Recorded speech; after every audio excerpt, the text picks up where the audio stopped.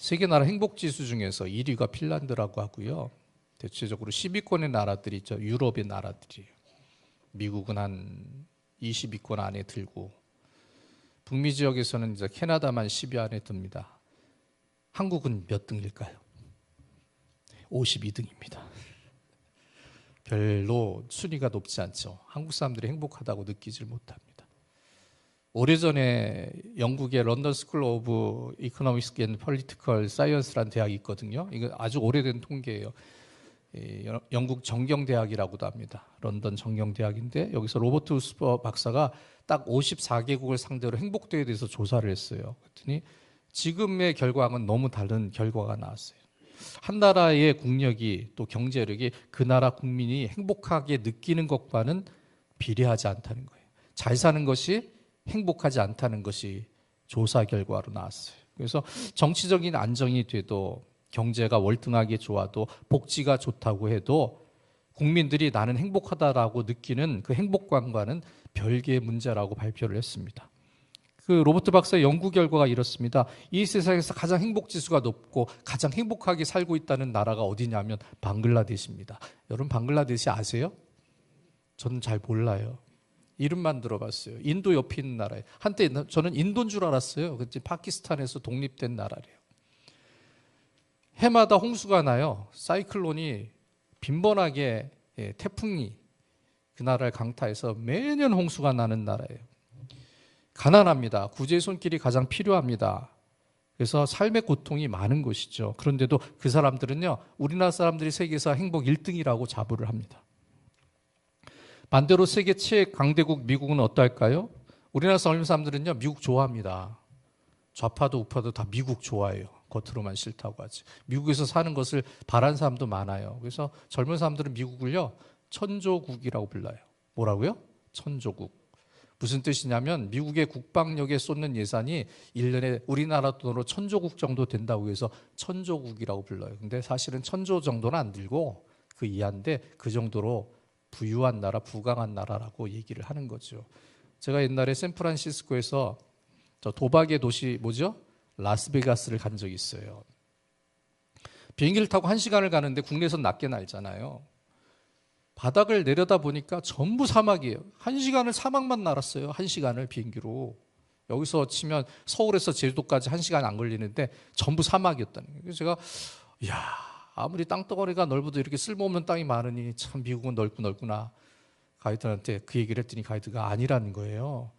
그 땅의 지하에 다 어마어마한 자원이 묻혀 있는데 하도 많아서 개발을 안 하고 있는 땅이래요. 그래서 되게 부러웠어요. 근데 그 미국이요, 행복도가 이때 조사에 의하면 46위에 54개국 중에서. 경제에 대한 불안도 더 많이 느끼고 정치적인 갈등도 많고 인종차별이 있고 총기의 위협도 있고 행복하지 않다는 것이죠. 아시아에서 잘 사는 나라가 이 발표로는 44위죠. 우리가 잘 알지 못하는 조그만 나라 아제르바이잔이 두 번째로 행복하대요. 3위가 나이지리아, 4위는 필리핀, 인도가 5위입니다. 어떻게 생각하십니까? 잘 사는 나라 경제 강국은 다 40위 밖으로 밀려났습니다. 우리의 상식과는 정반대의 결과가 나오게 된 거죠. 그것은 돈과 행복은 비례하지 않는다는 뜻입니다. 그런데도 돈을 갖고 싶어 하는 것이 우리의 속성이에요. 우리 스스로를 생각해 볼 때 여러분, 우리 자신이 얼마만큼 행복한지 계산한다는 것이 결코 쉽지가 않습니다. 여러분 행복하십니까? 믿음으로 말하는 거 말고요. 가슴에 손을 얹고 얘기하면 행복하십니까? 그러면 자신이 없는 사람들이 대부분일걸요? 행복하십니까? 저는 기도할 땐 행복한데요. 기도 밖을 나오면 이상해져요. 참 묘해요. 기도에서 참 감사하고 좋거든요. 어제도 이제 복양실에서 기도를 하는데 너무 좋은 거예요. 기도하는 게. 근데 기도하다 집에 가는데 또 기도할 때의 마음하고 좀 달라요. 이게 사람은 의심의 물결과 기도의 안정감 가운데서 왔다리 갔다리 합니다. 그게 사람이. 그래서 자신의 행복을 계산해 보면 자신을 못합니다. 사실은 행복한데 요만큼 마음에 안 드는 거 있으면 불안해하는 것이죠. 우리 어르신들은 어려운 시절을 많이 겪었을 겁니다. 그렇죠? 서울에서 집 한 칸 마련하느라고 얼마나 애를 썼습니까? 근데 예전에 새를 살 때 생각해 보세요. 지금이야 이제 저한테 기도 부탁을 해요. 목사님, 새 사는 사람 잘 들어오게 해달라고, 말썽 안 부린 사람 오게 해달라고 기도해 주세요. 그게 기도 제목이 많거든요. 근데 여러분 새 살 때 어땠어요? 고통스러웠습니까? 집주인 때문에 괴로웠습니까? 물론 그럴 때도 있었어요. 월세 올려달라고 할 때도 있고, 전세 올려달라고 할 수도 있고, 좀 나가달라고 할 때 참 힘들 때도 있었을 거예요. 근데 그때를 추억해 보면 그때가 다 불행했습니까? 그때도 즐거운 일이 있었고, 웃음이 있었고, 행복을 느낄 때도 있었습니다. 어쩌면 그때가 좋았지라고 생각할지도 모릅니다. 그렇게 고생의 길을 열심히 살다가 집을 마련했을 때 얼마나 기뻐할까요? 그렇죠? 다 아버지를, 어머니를 부자로 만드셨나? 만나셨나? 목회자가요, 참 신기한 게 성도들이 좋은 집, 넓은 집, 괜찮은 집을 사면 배가 안 아파요. 기뻐요. 참 그 이상해요. 참 묘하죠? 집중해서 답을 안 하시는 거죠? 예. 그렇게 새를 살다가 자기 집을 마련했을 때 기쁨이 정말로 큽니다. 더 바랄 것 없이 만족합니다. 하지만 그 기쁨도요, 대개는 1년밖에는 유지가 안 돼요. 그러니까 사람은 가진 것으로 자기 행복을 말하지 못합니다. 이런 이야기가 있습니다. 신이 사람에게 행복을 주실 때에 바로 주시지 않고 천사에게 맡겼어요. 그리고 천사한테 야, 너희가 갖다 줘 이렇게 명령했더니요, 이 천사들이 셈이 난 거예요. 이 행복을 받으면 사람들이 얼마나 기뻐할까 질투가 났습니다. 그래서 행복을 숨겨야지 하고 작당하고 모의를 했어요. 바다 깊은 곳에 숨길까?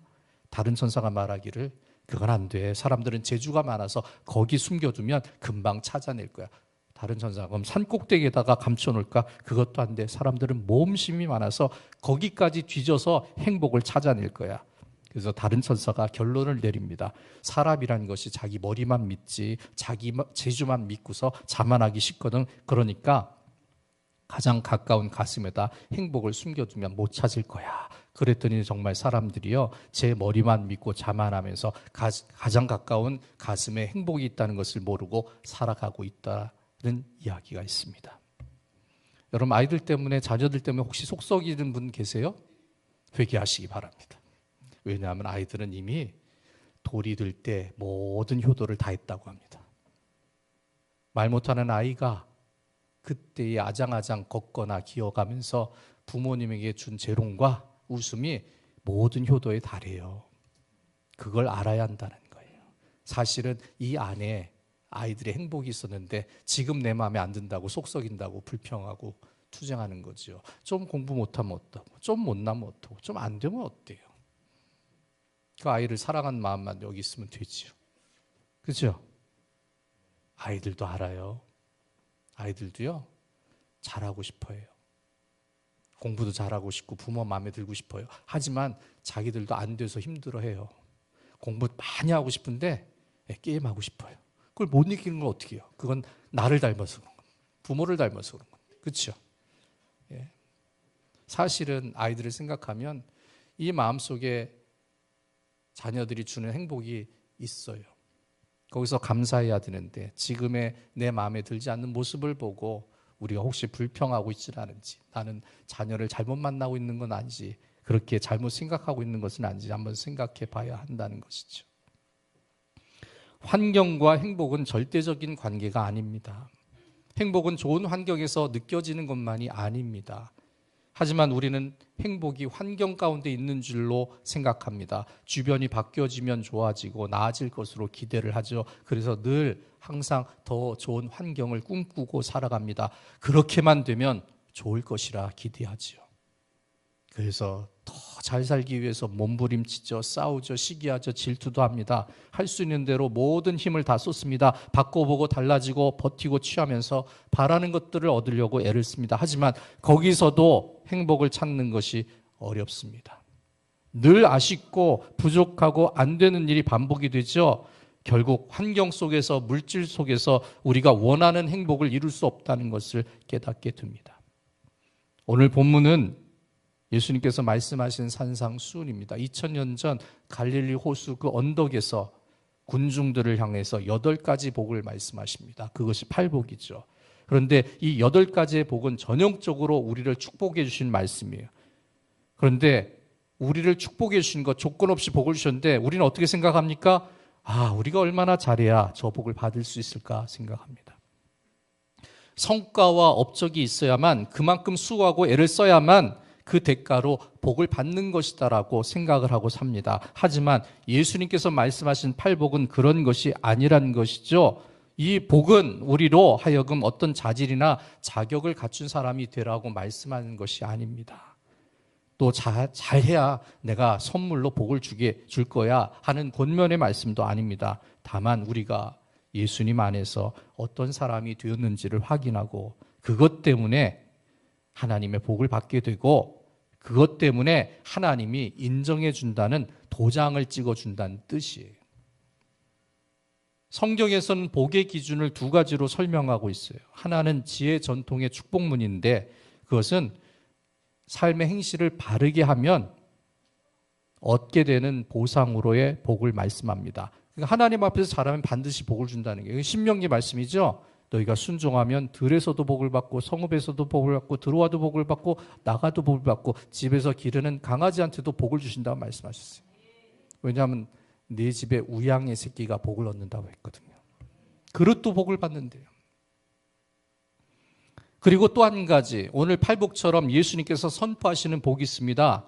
그런데 예수님은 이 복의 특징이요, 천국을 주신다 했는데 이것이 보상으로 얻어지는 것이 아니라는 거죠. 잘해서 천국 가는 것이 아니란 뜻입니다. 심령만 가난하게 되면 천국에 들어갈 수 있다, 그런 뜻도 아니라는 거예요. 가입 조건으로서 어떻게 해야 천국에 가게 된다는 것을 말씀하신 것이 아니죠. 미래의 보상을 받기 위해서 이런 사람이 되라고 말씀하신 그 천국의 방식이 아닙니다. 다만 한 가지, 천국을 소유한 사람들의 모습이 어떠한지를 가르쳐주고 있는 말씀이에요. 그러니까 천국을 소유한 사람들이 어떤 사람이냐? 심령이 가난한 사람들이라고 하십니다. 원문은 이렇게 말씀해요. 복되도다 심령이 가난한 자들. 왜냐하면 천국이 이들의 것이기 때문이다. 그래서 많은 사람들이 팔복 가운데서 오해를 하고 있는 부분이 있거든요. 심령이 가난한 사람이 되면 천국은 우리와 같이 마음이 가난한 사람의 것이 될 것이다, 그런 뜻이 아니고, 천국에 들어가기 위한 조건이 아니라, 천국에 가기 위한 성과급이 아니라 하나님의 방식이 있다는 거예요. 여러분, 천국은요, 우리가 하는 것에 따라 결정되고 얻어지고 차지하는 대상이 아닙니다. 잘해서 천국 가는 것이 아니에요. 또 못해서 지옥 가는 것이 아니에요. 잘잘못을 따지면요, 여러분이나 저나 천국 가기 어려워요. 그렇죠? 잘한 것보다는 못한 것이 더 많잖아요. 양심적으로 세보면. 무언가를 잘해서 거기에 따른 보상으로 천국이 주어지는 것은 믿음의 일이 아닙니다. 예수님은 우리가 심령이 가난할 수 있도록 노력하고 수고해서 천국에 들어갈 수 있는 조건을 갖추라고 말씀하시지 않으셨어요. 왜 그런지 아십니까? 예수를 믿어서 이미 천국 시민이 되어 있기 때문이거든요. 천국 시민이 된 것은 공로와 노력이 아니죠. 오직 믿음으로 구원을 얻었기 때문에 천국 사람이 된 거예요. 잘한 것은 없어요. 그런데 예수님을 구주로 영접했어요. 그래서 천국에 은혜로 들어가는 하나님의 사랑을 받은 겁니다. 그렇다면 천국에 들어가는 사람들의 마음은 어떠해야 될까요? 복 있는 천국 시민이 되었기 때문에 세상에서 가난한 심령을 가지고 살아야 한다는 뜻입니다. 가난한 환경이 아니라 가난한 심령이 되어야 한다는 거예요. 많은 사람들이 세상에서 누릴 수 있는 복을 얻기 위해서요, 나는 많이 노력을 해야 된다라고 생각을 합니다. 공짜는 없다, 이것이 세상 사람들이 생각하는 상식입니다. 그래서 예수를 믿어도요, 천국을 얻기 위해서는 노력과 수고가 반드시 있어야 한다고 생각을 하지요. 하지만 여러분, 천국은 노력으로 가는 것이 아니에요. 잘하고 열심히 수고해서 그 보상으로 얻어지는 곳이 아닙니다. 천국은 공로에 대한 상급이 아닙니다. 천국은 하나님의 아들 구원자 예수 그리스도를 믿을 때에 공짜로 값없이 거저로 우리에게 주어지는 은혜의 장소가 되는 겁니다. 여러분, 하나님과 우리의 생각이 달라요. 우리는 네가 이만큼 잘해야 내가 이만큼 줄 거란 생각을 해요. 그렇죠? 아닌가? 그냥 무조건 줘요? 예, 저는 우리 사모가 저를 기쁘게 할 때 더 줍니다. 덜 기쁘게 하면 셉니다. 계산을 하자. 하나 뛸까? 이러죠. 그게 사람의 마음이에요. 근데 하나님은 달라요. 하늘의 높음같이 우리는 하나님의 생각을 가늠하지 못합니다. 죄인을 사랑하시는 하나님의 마음을 어떻게 이해합니까? 우리는 우리를 사랑한 사람만 사랑하거든요. 우리에게 손해를 끼치고 우리를 미워하고 우리를 악하게 대한 사람들을 어떻게 사랑합니까? 이거 어려워요. 저는 늘 이것 때문에 투쟁하듯 기도해요. 그들을 저주하지 않으려고. 기도로 저주하지 않으려고 항상 마음에 조심을 하는데 하나님한테 그래요. 그래도 하나님 섭섭하네요. 이래요. 근데 하나님 그렇게 안 하셨어요. 그냥 죄인을 사랑해 주십니다. 의인을 위하여서 목숨을 바치는 것은 이해가 됩니다. 그렇죠? 대통령 경호원이 대통령을 대신해서 총을 맞아줄 수 있어요. 사람들은 잘했다 그래요. 역시 대단하다 그래요. 그런데 대통령 경호원이요. 노숙인을 위해서 대신 죽어준다면 아유 불쌍하다 그러지. 잘했다고 그럴 사람 몇이나 될까요? 칭찬은 하겠지만 아깝다 그럽니다.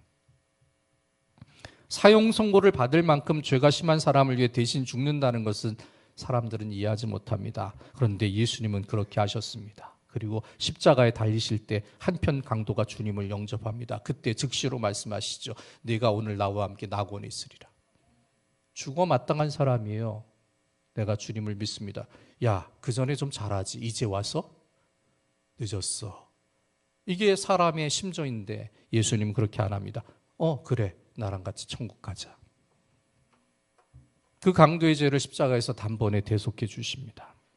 죄인을 복 있는 사람으로 바꿔주십니다. 단지 주님을 믿는다는 고백만 했을 뿐인데 바로 천국에 소속된 복 있는 자가 되게 해주십니다. 누가복음 6장 20절에 이렇게 말씀합니다. 예수께서 눈을 들어 제자들을 보시고 이르시되 너희 가난한 자는 복 있나니 하나님의 나라가 너희 것이며. 그런데 마태복음에서는 이 가난한 자 앞에 심령이란 말을 덧붙이고 있죠. 그 이유가 무엇일까요? 이 가난이 사회 환경적인 문제만은 아니란 뜻입니다. 가난에는 내면적인 문제도 있습니다. 성경은 가난이 물질적 가난과 함께 신앙의 차원에서 자기 마음을 비우고 낮춘 채 하나님을 의지하는 모습을 말합니다. 가난은 단지 물질의 소유 여부에 따라서 정의되는 것이 아니란 뜻이죠. 쉽게 얘기하면 여러분, 가난하게 되면 나는 취약해져요. 연약해져요. 단지 물질이 없는데 왜 이렇게 약해지죠? 다른 사람과의 관계에서요, 한없이 약해지고 작아집니다. 없다는 상태가 자신감을 빼앗아 버립니다. 또 사람들 앞에서 당당하게 만들어주지도 않습니다. 그런데 그때 하나님이 그렇게 물질의 가난함을 통해서 연약한 사람이 되었을 때 그 가난을 하나님을 의지하는 도구로 사용하시기도 합니다. 가난한 사람은 체면이 있어서 마음을 열지 못하지요. 또 자존심 때문에 마음을 숨기기도 합니다. 누가 나의 부족함을 알까봐 부끄러운 마음도 가지고 있습니다. 또 자존감이 있기 때문에 수치를 당하고 싶어 하지도 않습니다. 그런데 넉넉하게 사는 사람이라고 다르지 않죠. 비록 잘 사는 환경에 있을지라도 그에게도 역시 상처와 아픔이 있습니다. 괴로움이 있고 간절히 원하는 소망이 있습니다. 하지만 드러내놓지 못하는 이유는 똑같은 이유 때문이죠. 자존감, 체면, 수치, 부끄러움 앞에서 작아지기 때문입니다. 하지만 하나님 앞에서는 다르죠. 전지전능의 차원을 가진 하나님 앞에서요, 어떠한 사람이든지 부끄러움을 가릴 필요가 없어요. 너무 높으니까 나는 괜찮은 거예요. 내 부끄러움을 다 고백해도 괜찮아요. 회개할 때 보세요. 하나님 앞에 다 얘기할 수 있잖아요. 그 회개하는 걸 사람한테 얘기해요? 얘기했다간 매맞아요. 너 그렇게 나한테 잘못했어? 너 그렇게 나를 미워했어? 너 그렇게 나한테 못된 짓을 했어? 회개 못합니다. 그런데 하나님 앞에서는 다 하죠. 왜? 하나님은 다르거든요. 나를 품어줄 수 있는 분이잖아요. 어떤 집사님이 그러더라고요. 우리 딸이 고3인데 얘가 아빠가 고실에 앉아있는데 목욕탕에서 샤워하고 발가벗고 그 앞을 지나간다는 거예요. 나도 이해를 못했어요. 아니 다 큰 딸이 왜 그래? 그때 어느 날 보니까 우리 딸이 그러더라고요. 그때 알았어요. 역시 부모 앞에서는 부끄러움이 없는 거구나. 내가 부끄러워하는구나. 아이들이 부모 앞에서 벗었다고 부끄러워합니까? 우리가 하나님의 자녀입니다. 근데 하나님의 사랑은 너무나 크니까 우리가 조금도 부끄러워할 이유가 없다는 것이죠.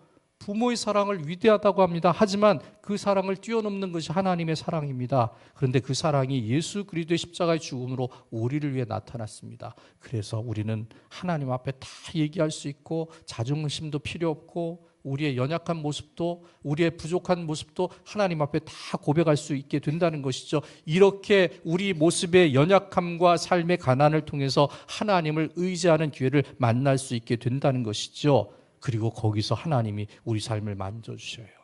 부유하게 하시는 은혜를 주십니다. 또 곤고하고 힘들고 심각한 여린 마음을 통해서 하나님을 의지할 수 있게 해주십니다. 이사야 선지자가 말씀하고 있습니다. 나 여호와가 말하노라 내 손이 이 모든 것을 지었으므로 그들이 생겼느니라. 무릇 마음이 가난하고 심령에 통회하며 내 말을 듣고 떠는 자 그 사람은 내가 돌보려니와. 이게 은혜지요. 이사야 61장 1절에는 하나님의 영으로 기름 부음을 받은 여호와의 종에 의해서 가난한 자에게 기쁜 소식이 전해질 것이라 말씀하고 있습니다. 주 여호와의 영이 내게 내리셨으니 이는 여호와께서 내게 기름을 부으사 가난한 자에게 아름다운 소식을 전하게 하려 하심이라. 나를 보내사 마음이 상한 자를 고치며 포로된 자에게 자유를, 갇힌 자에게 노임을 선포하며. 그래서 예수님도 당신이 이 일을 위해서 오신 여호와의 종이라고 말씀을 하십니다. 주의 성령이 내게 임하셨으니 이는 가난한 자에게 복음을 전하게 하시려고 내게 기름을 부으시고 나를 보내사 포로된 자에게 자유를, 눈먼 자에게 다시 보게 함을 전파하며 눌린 자를 자유롭게 하고 주의 은혜의 해를 전파하게 하려 하심이라. 그래서 여러분, 우리는 믿음 때문에 천국 사람이 된 거예요. 아직 이루어지지는 않았지만 천국은 우리가 최종적으로 가야 하는 종착지의 종점입니다. 그것을 예수님께서 이미 이루어내셨습니다. 그래서 천국이 예비되어 있는 그리스도인은 어떤 상황을 만나도 하나님 앞에서 겸손하게 낮은 마음을 가지고 살아야 합니다. 내 마음이 아니라 주님이 들어와 주셔서 주님이 주장하신 마음, 나를 주장하는 마음이 아니라 주님이 주장하실 때 순종하는 마음, 그것이 가난한 마음이 되는 것이죠. 그리할 때 하나님께서 그 가난한 마음 그리고 가난한 환경까지 하나님이 은혜와 부요함으로 채워주신다는 것을 믿으시기 바랍니다. 그 때문에 심령이 가난한 자가 복이 있게 되는 것입니다. 복에 대한 잘못된 생각들을 바꿀 수 있어야 합니다. 특히 우리나라 사람들은 복을 거의 물질적이고 현세적인 개념으로 받아들이죠. 그래서 예수님을 믿고 복을 받는 것이 세상에서 물질적으로만 잘 되는 것으로 착각을 합니다. 심지어 어떤 사람은 기도를 많이 해서 물권을 받았다라고 주장하기도 합니다. 가끔 그렇게 기도하시는 분들 많아요. 목사님에게 영권, 인권, 물권을 달라고. 그 말이 무슨 뜻인지 알까요? 무슨 뜻일 것 같아요? 영권, 인권, 물권을 달라고. 사람의 복, 물질의 복, 영적인 믿음의 복 다 주면 그래서 이 세상 사람이 아니죠. 이미 천국에 가 있는 사람이죠. 나 일찍 죽으라는 얘기 아니에요. 가만히 생각해 보세요. 완벽한 곳은 어디예요? 천국이에요. 이 땅에서 완벽한 복을 가지라고요? 완벽하면 하나님 믿겠습니까, 여러분? 완벽하면 하나님 의지하겠습니까? 완벽하면 기도하겠습니까? 사람은 그렇게 완벽한 존재가 아닙니다. 완벽하면 하나님 떠납니다. 왜 마음이 가난해져야 되는지 아세요? 물질이 부족해서 여린 마음, 사람이 상처를 줘서 연약한 마음, 그 마음에 빈틈이 자꾸 생겨야 하나님 들어올 틈이 있거든요. 그래서 하나님을 의지하지요. 다 가득 채워지고 다 가진 자가 되어보세요. 뭐 하나님 필요하겠어요? 하나님 의지하겠습니까? 그냥 뜨뜻미지근한 신앙이 되는 거예요. 관념적인 신앙, 습관적인 신앙, 믿나보다 신앙, 그거밖에는 남는 것이 없어요. 여러분, 우리 마음이 자기가 원하는 만족, 자기가 채우기를 원하는 것에 빠져 있으면 안 됩니다. 이것은 가난한 마음이 아니죠. 천국에 가는 믿음, 곧 천국을 소유한 믿음과 그 천국의 아름다운 소식을 가지고 오신 예수님을 겸손히 섬기는 것이 가장 큰 복이라는 것을 생각할 수 있어야 한다는 뜻이죠. 내 마음에 하나님이 계시다는 것, 그것을 느끼며 살아가는 마음, 하나님이 주장하는 마음, 내 욕심이 떨어져가는 마음, 그게 가난한 마음이 되는 겁니다. 저명한 신학자 고펠트는 이렇게 말을 했습니다. 한 줄기의 빛이 프리즘을 통과하면 7가지 무지개의 찬란한 빛으로 그 스펙트럼을 형성하는 것과 마찬가지로 예수 그리스도 안에서 임한 한 줄기 천국의 빛이 팔복의 약속들 안에서 찬란한 빛을 발하는 것을 본다. 예수님 때문에 약속된 팔복이 우리의 믿음을 통해서 찬란한 인생의 빛으로 역사하게 된다는 거예요. 여러분, 배고픈 사람의 눈에는 뭐만 보이죠? 먹는 것밖에 안 보여요.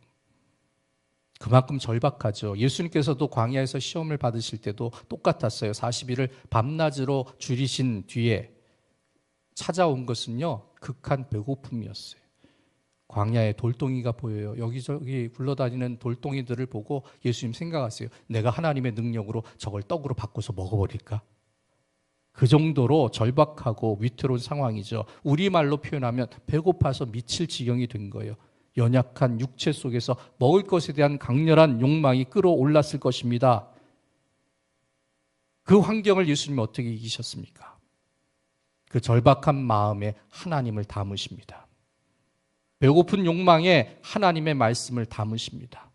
하나님을 의지하고 하나님의 말씀대로 살 것이라는 그 가난한 심령을 지켜내셨습니다. 그렇게 예수님은 마귀의 시험을 이기셨습니다. 일본 사람 나가노 고지가 쓴 청빈의 사상이라는 책이 있어요. 그 책이 이렇게 말합니다. 소득에 대한 열망으로부터 자유로울 수 있을 때 그 사람은 행복할 수 있다. 청빈을 자기 철학으로 삼을 수 있을 때, 청빈의 철학을 터득할 때 그는 비로소 행복할 수 있다. 돈이 있다고 돈에 미치는 노예가 되지 말고, 돈이 없다고 비굴해지지 말라. 청빈 낙도 툴툴 털고 나니 마음이 편안하더라. 있으나 없는 듯 없으나 있는 듯이 물질적 욕망과 관계를 끄는 그 사람들만이 자유와 행복을 누렸다. 여러분, 이스라엘 사람들이 애굽에서 어떻게 살았어요? 배부른 노예로 살았어요. 그런데 그들은 배고픈 자유인이 되기를 갈망했어요. 광야에 나갈지라도 그들이 원하는 고기와 부추와 마늘이 없는 그 황량한 땅에 갔을지라도 하나님 앞에 제단을 쌓고 하나님을 섬기는 배고픈 자유인이 되기를 원했어요. 그 마음을 가지고 하나님을 섬겼을 때 그들에게는 하나님이 만나를 공급해 주셨고 반석에서 샘물을 허락해 주셨다는 겁니다. 마음에 무엇을 담는가에 따라 하나님의 역사가 달라지게 된다는 것을 알아야 합니다. 사실 가난한 자에게는 필요한 것이 많지요. 그런데 대부분 필요한 것의 뿌리가 돈에 있습니다. 그래서 가난하게 되면 돈 때문에 눌려서 살지요. 신분도 낮아지는 것 같습니다. 말빨도 안 서죠. 스스로 천한 자로 약한 자로 느낍니다. 천대받는 것 같고 소외감까지 느낍니다. 하지만 그 가난 때문에 하나님을 찾고 하나님 앞에서 하나님이 낮춘 자, 겸손한 자가 무엇인지를 알게 하시죠. 그리고 하나님을 의지하게 하고 하나님을 바라보게 합니다. 그 가난의 힘이 하나님을 만나는 절대적인 힘이 될 수 있다는 거예요. 심령이 가난해지면 하나님을 깊이 만나는 믿음의 사람, 은혜의 사람이 된다는 겁니다. 배부르고 교만한 사람들은 하나님을 잘 받아들이지 못합니다. 그런데 의외로 물질적으로는 가난하면서도 영적으로 교만한 사람들도 있어요. 반대로 어떤 사람은 물질로는 부하지만 영적으로는 가난합니다. 과연 무엇이 중요할까요? 여러분, 잘 먹고 잘 사는 것은요, 예수님을 만나서 구원을 얻은 이후에 누려야 의미가 있는 거예요.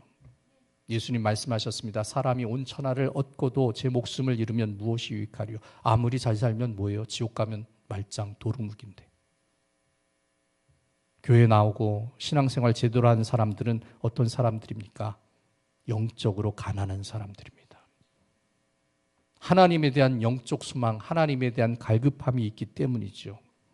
예수님을 만나고 싶은 간절한 마음이 있기 때문에 교회 나옵니다. 아침도 저녁도 새벽도 주님 때문에 나옵니다. 안 믿는 사람들은 이런 사람 보면 좀 적당히 믿으라고 합니다. 참 예수를 믿어도 이상하게 믿는다, 광신도라고 평가합니다. 그런데 여러분, 배고픔에 처한 사람은요, 먹어도 배고파요. 많이 굶어보셨구나. 그렇죠? 제가 오래전에 한 탈북자가 TV에 나온 것을 중국에 가서 찍은 걸 본 적이 있어요. 참 가슴이 아팠어요. 굶주림에 지쳐서 모자가 탈북을 했어요. 근데 어머니가 도망쳐서 중국에 도움을 주는 집에 갔더니 먹을 것을 계속 주는 거예요. 계속 무언가를 먹고 있어요. 찌개도 계속 퍼먹고 아들이 와서 그만 좀 먹으라고 이미 충분히 먹었는데 왜 자꾸 먹는 것에 집착하냐고 잔소리를 하더라고요. 그때 그 어머니가 한 말이 아직도 잊혀지지 않아요. 얘야, 나는 그래도 먹는 게 너무 좋다. 먹는 게 너무 굶었기 때문에 먹는 거에 대한 갈망이 있는 거예요. 먹어도 배고픈 거죠. 영적으로 배고픈 것도 똑같습니다.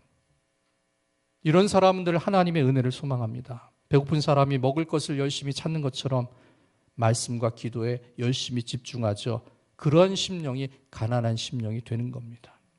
팔복은 천국에 들어가는 조건이 아닙니다. 지금 천국의 백성이 된 우리들에게 주시는 하나님의 축복의 말씀이 어떻게 살으라고? 심령이 가난하게 살으라고. 하나님을 채우며 살아가라고. 하나님에 대해서 좀 갈급해보라고. 하나님을 아쉬워해보라고. 우리 마음에 살면서 겪게 되는 문제와 아픔을 위해서 하나님이 충분한 위로를 베풀어 주신다는 것을 믿고 미래도 하나님이 책임져 주신다는 것을 믿고 심령이 가난한 자가 되어서 하나님을 가까이 하는 믿음이 되라고 말씀하신 겁니다. 우리에게 하나님에 대한 배고픔이 있어야 한다는 뜻이죠. 가난한 사람이 절박함을 가지고 그 가난을 피하고 싶은 마음처럼 은혜에 대한 간절함이 우리에게 있어야 한다는 것입니다. 삶의 환경 가운데 가난이 있다면 부유함으로 바꾸어 주시는 예수님을 향해서 믿음의 열정을 세워 나가야 합니다. 마음이 자만할 정도로 곧 자기 힘만으로 잘 살 수 있을 정도로 자신감이 있을 때는 그때 겸손을 가지고 마음을 묶어서 하나님을 찾고 만나는 자가 되어야 합니다. 가난한 자나 부한 자나 건강한 자나 연약한 자나 가장 필요한 것은요, 마음에 하나님을 향한 절박함과 간절함을 채워나가는 일입니다. 그리하면 천국 시민으로서 심령이 가난한 자가 되어 세상에 빛을 나타내는 그리스도인으로 살아갈 수 있도록 만들어 주십니다. 그리고 그 삶의 내용이요, 예수님의 은혜가 채워집니다. 예수님의 능력이 나타납니다. 예수님의 인도가 있어서 세상을 살아가지만 천국 시민의 능력이 나타난 삶이 이루어지게 되는 것입니다.